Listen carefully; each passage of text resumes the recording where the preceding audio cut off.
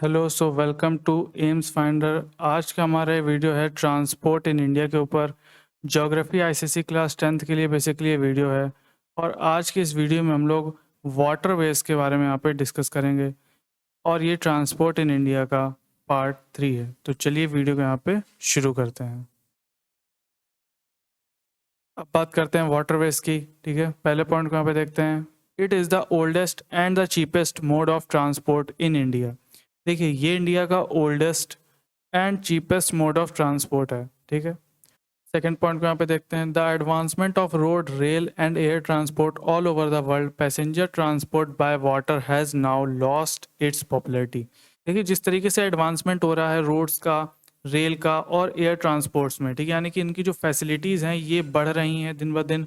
और ये सिर्फ इंडिया की बात नहीं हो रही, यहाँ पे बात हो रही है ऑल ओवर द वर्ल्ड में। ठीक है, तो यहाँ पे जितने भी पैसेंजर्स हैं, ठीक है, उनका जो इंटरेस्ट है वाटरवेज के तरफ में ख़त्म सा होता जा रहा है। ठीक है, यानी कि वाटरवेज की जो पॉपुलैरिटी है वो ख़त्म सी होती जा रही है, लॉस्ट इट्स पॉपुलैरिटी। ठीक है, इसकी जो पॉपुलैरिटी है वो ख़त्म होती जा रही है। थर्ड पॉइंट को यहाँ पे देखते हैं। In India it is still an important mode in the north eastern parts of the country. अब देखिए, इंडिया में ये अभी भी काफ़ी इंपॉर्टेंस देता है वाटरवे। ठीक है, और ये कहाँ पे इंपॉर्टेंस देता है? नॉर्थ ईस्टर्न पार्ट्स में। ठीक है, जितने भी हमारे नॉर्थ ईस्टर्न स्टेट्स हैं इंडिया में, ठीक है, उस वाले पूरे पार्ट्स में, यानी कि उस पूरे रीजन में अभी भी वाटरवेज इंपॉर्टेंस देता है इन इंडिया। ठीक है, आगे बढ़ते हैं। अब जानते हैं एडवांटेजेस ऑफ वाटरवेज के बारे में। तो पहला पॉइंट है यहाँ पे, it is the cheapest mode of transport. ठीक है, ये चीपेस्ट मोड ऑफ ट्रांसपोर्ट है। ठीक है, सबसे बड़ा एडवांटेज है इसका। सेकेंड पॉइंट को यहाँ पे देखते हैं। It is an ideal mode to transport heavy and bulky goods. अब देखिए, वाटरवेज की मदद से हमारे जितने भी हैवी प्रोडक्ट्स होते हैं और जितने भी हमारे बल्की गुड्स हैं, उनको हम लोग एक जगह से दूसरी जगह ले जाने में बहुत ज़्यादा मदद मिलती है। ठीक है, तो शिप्स जो होती हैं, जितने भी हमारे कार्गो शिप्स हैं, उनको हम यहाँ पे यूज़ करते हैं और उनके थ्रू हम लोग हैवी प्रोडक्ट्स और जितने भी हमारे बल्की प्रोडक्ट्स हैं उनको हम एक जगह से दूसरी जगह ले जाने में हमें काफ़ी मदद मिलती है। तो ये एक काफ़ी बड़ा एडवांटेज है वाटरवेज का। अब बात करते हैं थर्ड पॉइंट की।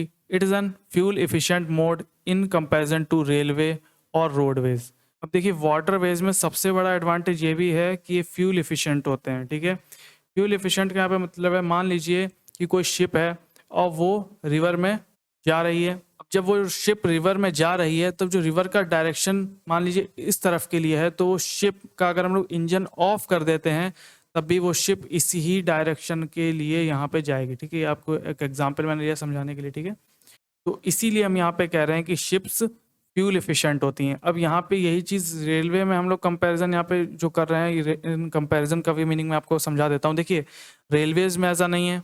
रेलवेज में हम लोगों को इंजन्स ऑन ही रखने पड़ेंगे। ठीक है, क्योंकि वहाँ पे कोई डायरेक्शन वाला सिस्टम नहीं होता है।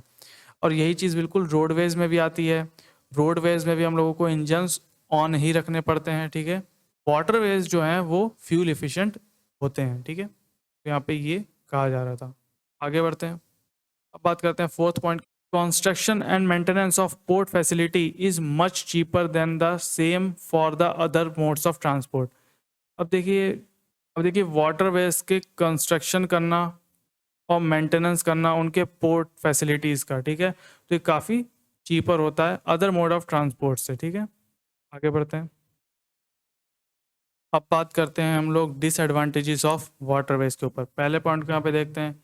It is dependent on whether conditions. अब देखिए, अगर हम लोग यहाँ पे बात करें वाटरवेज की, तो देखिए वाटरवेज जो है फुल डिपेंड करती है वेदर कंडीशंस पे। ठीक है, वेदर कंडीशंस का यहाँ पे मतलब है, मान लीजिए कोई नेचुरल कैलामिटीज़ तो नहीं आ रही हैं। ठीक है, नेचुरल कैलामिटी का यहाँ पे मतलब है, मान लीजिए जो सी है हमारा या ओशन है, वहाँ पे अगर सुनामी जैसी कोई कंडीशन बन रही हैं, तो हम लोग वहाँ पे वाटरवेज का यूज़ नहीं कर सकते हैं। तो ये हमारा वेदर कंडीशन है। ठीक है, आगे बढ़ते हैं।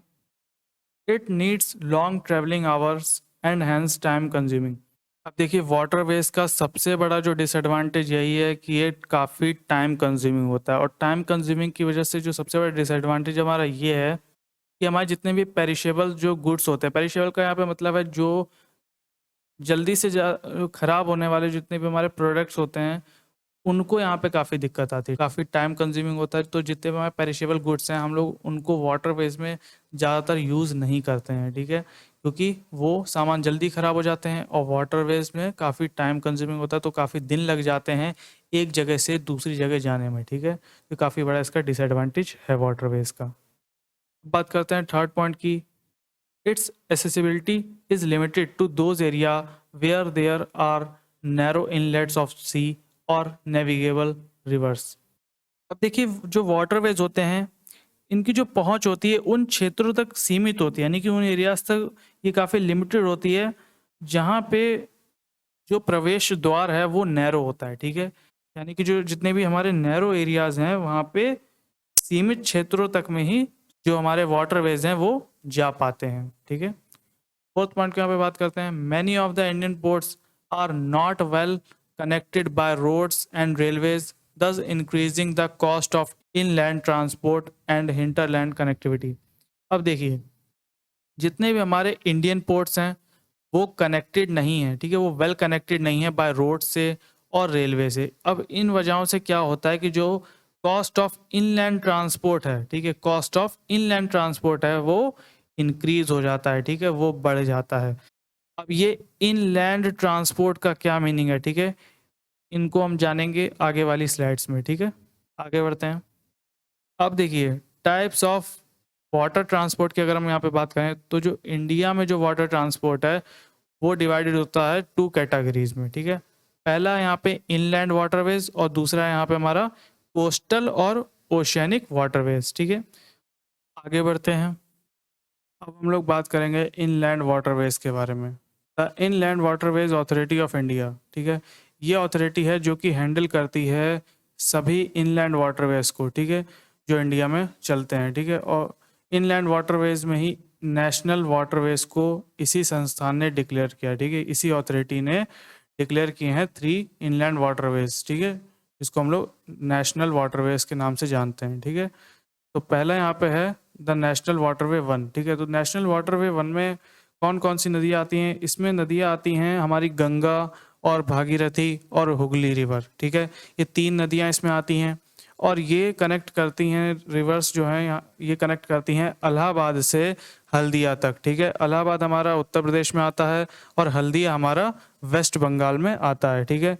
अगर मैं इनकी नेविगेबल लेंथ बताऊं, देखिए नेविगेबल का मतलब होता है कि वो उतना रास्ता जितने रास्ते में हमारी शिप्स चल सकती हैं, ठीक है, उतना रास्ता, तो यहाँ पे उसका मीनिंग है नेविगेबल। तो नेविगेबल जो यहाँ पे लेंथ है इन तीनों रिवर्स की अगर मिलाई जाए तो है 1620 किलोमीटर्स की, ठीक है।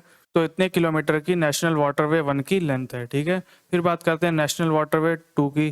तो नेशनल वाटर 2 में जो रिवर आती है वो है ब्रह्मपुत्र, ठीक है, और ये धुबरी इन असम से कनेक्ट होती हैं, ठीक है। और जो इसकी जो लेंथ है वो है 891 किलोमीटर्स की, ठीक है।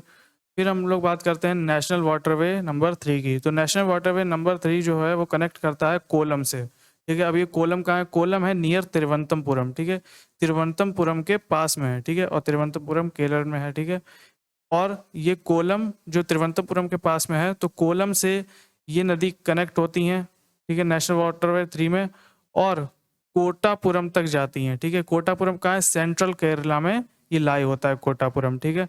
और जो इनकी जो नेविगेबल लेंथ है वो है 168 किलोमीटर्स की, ठीक है। तो इस तरीके से हमारे ये 3 नेशनल वाटरवेज आते हैं। आगे बढ़ते हैं अब हम लोग। अब इनलैंड वाटरवेज को आप इस पिक्चर से भी अच्छे से समझ सकते हैं। अब देखिए ये देखिए यहाँ पे ये ऐसे साइन बने हो तो इसका मतलब है कि ये इनलैंड वाटरवेज हैं, जैसे कि ये, ठीक है, ये आप देख सकते हैं ये, और जिसमें यहाँ पे इस तरीके से जो लाइंस बनी है ये इनलैंड वाटरवेज है, ठीक है, आप इस पिक्चर से अच्छे से समझ सकते हैं। अब देखिए यहाँ पे जो दूसरा पॉइंट है वो है कोस्टल वाटरवेज का, ठीक है। कोस्टल वाटरवेज में मैं आपको बता देता हूँ कि कोस्टल वाटरवेज देखिए क्या होता है कि ये देखिए यहाँ इंडिया के कोस्ट से दूसरे कोस्ट पे इंडिया के ही जाना, ठीक है, उसको हम लोग कोस्टल वाटरवेज यहाँ पे कहेंगे, ठीक है। मान लीजिए यहाँ पे जैसे कि ये चेन्नई से और कोई शिप यहाँ पे जा रही है कोलकाता के लिए, तो ठीक है, तो इनके बीच में जो दूरी है वो है 780 एनएम, ठीक है। एनएम का यहाँ पे मतलब है नॉटिकल माइल्स, ठीक है। नॉटिकल माइल्स को अगर हम लोग किलोमीटर में कन्वर्ट करेंगे, देखिए नॉटिकल माइल्स को अगर हम लोग किलोमीटर में कन्वर्ट करने का मैं आपको फॉर्मूला भी बता देता हूँ। 1 नॉटिकल माइल इक्वल होता है 1.852 किलोमीटर्स के, ठीक है। तो यहाँ पे हम लोगों को 780 एनएम दिया है, तो अगर हम लोग 780 एनएम को अगर हम लोग 1.852 किलोमीटर से अगर मल्टीप्लाई करेंगे तो हमारा आंसर निकल कर आएगा 1444.56 किलोमीटर के लगभग यहाँ पे ये पूरी लेंथ है, ठीक है, चेन्नई से कोलकाता तक की। तो इस तरीके से आप समझ सकते हैं, ठीक है। तो एनएम का भी मैंने आपको यहाँ पे मतलब बता दिया है, ठीक है, नॉटिकल माइल्स। आगे बढ़ते हैं। अब बात करते हैं कोस्टल ओशियनिक वाटरवेज की, ठीक है। कोस्टल का मीनिंग मैंने आपको बता दिया है पिछली वाली स्लाइड्स में, यानी कि इंडिया के ही कोस्टल रीजन में ही शिप्स का चलना, ठीक है। ओशियनिक का मतलब है जैसे कि फॉरेन ट्रेड्स करना, ठीक है। पहले पॉइंट को यहाँ पे देखते हैं, अच्छे से समझते हैं इसको, कोस्टल एंड ओशियनिक वाटरवेज को। India has more than 7,500 kilometre long coastal line with 12 major ports and 185 smaller ports. The 12 major ports handle about 80% of our foreign trade. अब देखिए, इंडिया की जो कोस्टल लाइन है वो 7,500 किलोमीटर से भी ज़्यादा है, ठीक है। कोस्टल लाइन का यहाँ पे मतलब है ये पूरा रीजन, ठीक है। ये इंडिया का पूरा रीजन 7,500 किलोमीटर से भी ज़्यादा है, ठीक है। और इसमें भी कंसिस्ट हैं कुल मिला के 12 मेजर पोर्ट्स हैं और 185 स्मॉलर पोर्ट्स हैं, ठीक है। ये 12 मेजर पोर्ट्स हैंडल करते हैं 80% तक हमारा फॉरेन ट्रेड, ठीक है। फॉरेन ट्रेड जितना भी हमारा फॉरेन ट्रेड होता है वो हैंडल करते हैं 80% तक हमारे ये 12 मेजर पोर्ट्स, ठीक है। फिर बात करते हैं सेकेंड पॉइंट की यहाँ पे। These ports come directly under the government of India while the minor ports are managed and maintained by the respective state government. अब देखिए, पहली चीज़ यहाँ पे जो मेजर पोर्ट्स हैं इनको मैनेज एंड मेंटेनेंस का काम जो होता है वो हमारी गवर्नमेंट ऑफ इंडिया यानी कि केंद्र सरकार द्वारा किया जाता है। फिर जितने भी हमारे माइनर पोर्ट्स हैं इनको मैनेज्ड एंड मेंटेन्ड करने का काम हमारी स्टेट गवर्नमेंट करती है, ठीक है। हमारी जो राज्य सरकार होती हैं वो करती हैं, ठीक है। अब बात करते हैं थर्ड वाले पॉइंट की। On the basis of its coastal line the Indian ports can be divided in 2 categories, ठीक है। देखिए जो इंडियन पोर्ट्स हैं उनको हम लोगों ने कोस्टल लाइन के बेसिस पर डिवाइडेड कर रखा है 2 कैटेगरीज में, ठीक है। पहली कैटेगरी है ईस्टर्न कोस्ट की, ठीक है, और दूसरी कैटेगरी है हमारी वेस्टर्न कोस्ट की, ठीक है। ये देखिए ये हमारा वेस्टर्न कोस्ट है, ठीक है। ये वाला रीजन हमारा वेस्टर्न कोस्ट है और ये वाला रीजन हमारा ईस्टर्न कोस्ट है, ठीक है। तो इनके बेसिस पे हमने पोर्ट्स को डिवाइडेड कर रखा है। आगे बढ़ते हैं। अब ये देखिए आपके सामने कुछ 7 मेजर पोर्ट्स हैं, ठीक है। तो मेजर पोर्ट्स में हमारा कोलकाता, हल्दिया, विशाखापट्टनम, चेन्नई पोर्ट, मुंबई, जवाहरलाल नेहरू पोर्ट और फिर आता है हमारा कोची पोर्ट, ठीक है। अब देखिए इन सब में से जो सबसे इंपॉर्टेंट पोर्ट है वो है हमारा कोची पोर्ट, ठीक है। कोची पोर्ट के बारे में मैं आपको बता देता हूँ। देखिए कोची पोर्ट सबसे इंपॉर्टेंट पोर्ट्स है इंडिया के लिए, ठीक है। वो क्यों है, देखिए कोची पोर्ट को हम लोग एक नाम से और जानते हैं जो कि है क्वीन ऑफ द अरेबियन सी, ठीक है। क्वीन ऑफ द अरेबियन सी के नाम से भी कोची पोर्ट जाना जाता है और इसको हम लोग नेचुरल हार्बर भी कहते हैं, ठीक है। अब देखिए इसमें जो सबसे इंपॉर्टेंट चीज़ ये आती है कि ये हैंडल करता है एक्सपोर्ट और इम्पोर्ट में, ठीक है। तो ये एक्सपोर्ट में अगर हम लोग बात कर रहे हैं तो ये जो कोची पोर्ट है ये हैंडल करता है टी, कॉफ़ी और स्पाइसेस जैसे चीज़ें यहाँ से एक्सपोर्ट होती हैं। फिर अगर हम लोग इम्पोर्ट की बात कर रहे हैं तो यहाँ से पेट्रोलियम और फर्टिलाइजर्स इम्पोर्ट्स किए जाते हैं, ठीक है। तो कोची पोर्ट काफ़ी इंपॉर्टेंट पोर्ट है, ठीक है। तो ये कुछ मेजर पोर्ट्स थे। इसी के साथ हमारा ट्रांसपोर्ट इन इंडिया जो कि वाटरवेज के ऊपर था ये कंप्लीट हो चुका है। इसी के साथ यहाँ पे ये वीडियो ख़त्म होता है। अगर आपको ये वीडियो पसंद आए तो प्लीज़ चैनल को सब्सक्राइब करना मत भूलिएगा। Thank you for watching.